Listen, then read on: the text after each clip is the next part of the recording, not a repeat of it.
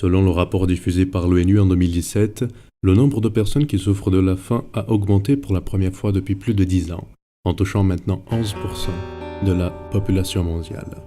Dans son information annuelle sur la situation alimentaire, les Nations Unies ont affirmé que 815 millions de personnes ont souffert de la malnutrition chronique l'année dernière, soit 38 millions en plus qu'en 2015.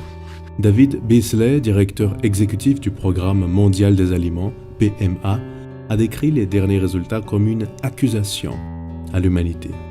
Avec tous les développements de la technologie et de la richesse, nous devrions absolument aller vers une autre direction, a affirmé Beasley lors de la présentation du rapport. Son accusation nous fait réfléchir et voir que nous avançons dans le domaine technologique, mais nous empirons dans les questions humanitaires. Nous arrivons à aller à la Lune, faire des recherches, mais nous avons encore des difficultés à visiter une famille dans le besoin et lui apporter de l'aide. Face à cela, nous devons nous questionner, sommes-nous vraiment en progrès ?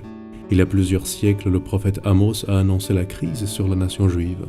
Comme un des signes de la dégradation du peuple était l'insensibilité face aux problèmes sociaux. Au chapitre 8, à partir du verset 4, nous lisons. Écoutez ceci, vous qui dévorez l'indigent et qui ruinez les malheureux du pays. Vous dites, quand la nouvelle lune sera-t-elle passée afin que nous vendions du blé ? Quand finira le sabbat afin que nous ouvrions les greniers ? Nous diminuerons l'épha, nous augmenterons le prix, nous falsifierons les balances pour tromper. La fête de la nouvelle lune était une commémoration célébrée au premier jour du mois lunaire.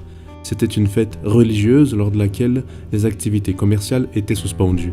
Le prophète attire l'attention sur le fait que le peuple était dans la fête religieuse, mais dès qu'elle se finissait, ils repartiraient vers leur pratique de fraude qui porte préjudice aux nécessiteux.